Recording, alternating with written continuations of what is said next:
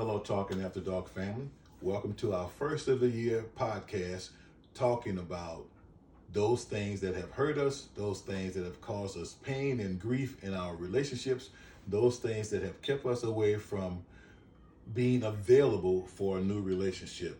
I stand here tonight with a friend of mine named D, and D and I are going to talk about some things from a male perspective about how to release ourselves and make ourselves readily available for a new relationship after going through tough and difficult times in previous relationship.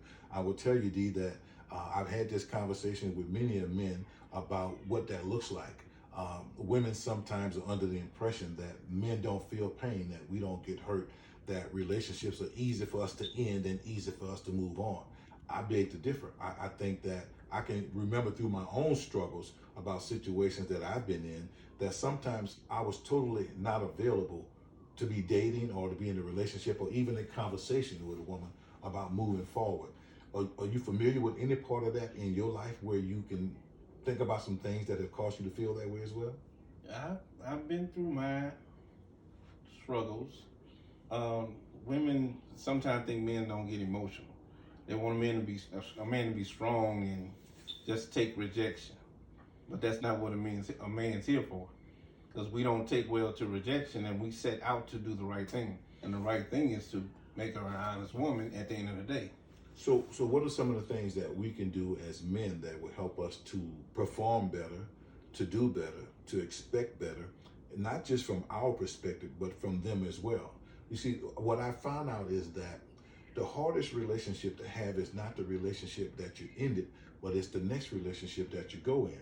And the reason I say that is because the previous relationship holds all of the keys and all of the cards, because as you transition to that next relationship, in most occasions, in many occasions, that person ends up paying for the faults and the ills of that previous relationship.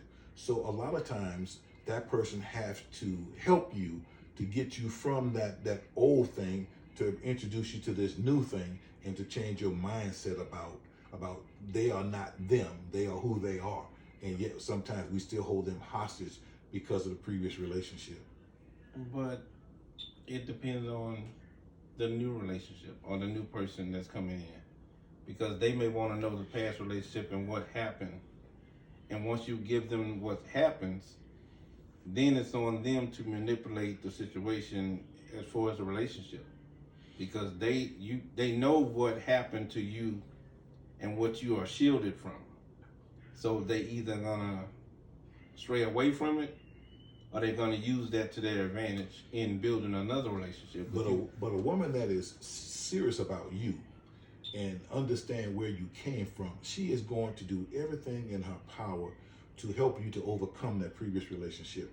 I do believe that information is power, and it is also knowledge.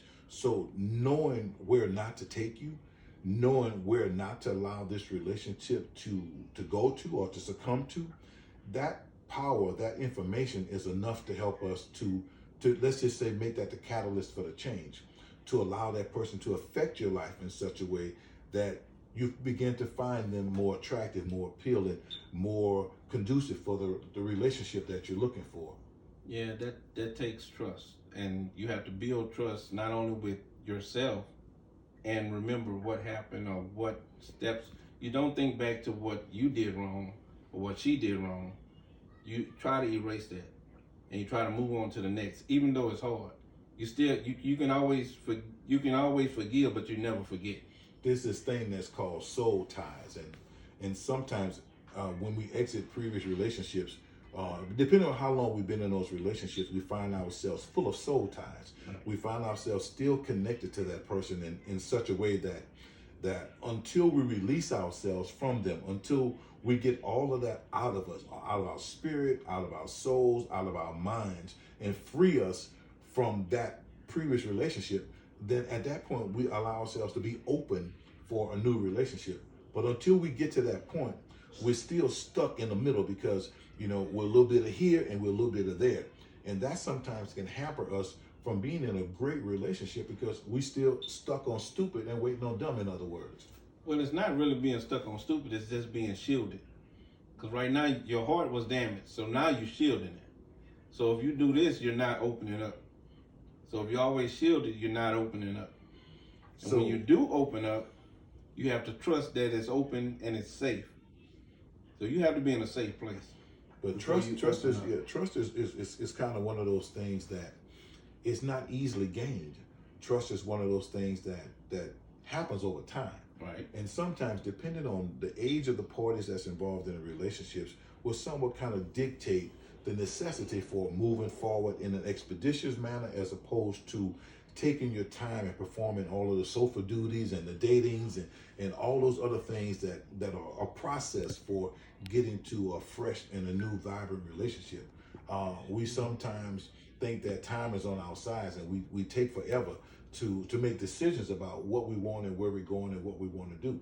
And I will tell you that at this point in my life, man, I have learned I have come to discover that those people who mean you well, those people who are ride or die, who has your back, who are going to be there for you, those people you don't even have to plan for, because when we pray to God and ask God for release from where we were and to take us to a new place, we have to allow ourselves to be open enough to see it when it comes, because when it comes, but we have to be smart enough, intelligent enough, and ready enough to be able to not waste their time or our time, because if you see in that person everything that you've asked God for and it's there, it is absolutely there, not just in word but in action and in deed, that sometimes puts the pressure on us in a sense to kind of make a decision that, is this what we've been praying for? Is this what we want?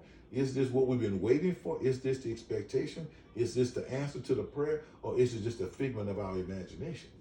Well, in real life, in a relationship, it's two people. So you don't know what kind of damage she's bringing in. She may come in open because she's damaged. You're already damaged. So like I said, it's a relationship. It's a work in progress. So you have to have an understanding and boundaries in the beginning. Like you said, it takes time. But I would venture to say this, is that when we meet somebody that we like, somebody that we feel in some kind of way about, that we hadn't felt that way about before, it almost doesn't matter what they've been through. It doesn't matter what luggage or baggage that they're carrying. We are willing to accept them in all of their broken pieces and all of their perfect pieces, because that lets you know right there, if a person can take your broken pieces and your perfect pieces and love you just the same, even more so, to me, that is an opportunity for you to question yourself and ask yourself, is this the prize? Is this where you want to be? Is this what you've been looking for? Is this the gift? Is this the blessing? I will tell you, man, that it doesn't take a rocket scientist to figure this out.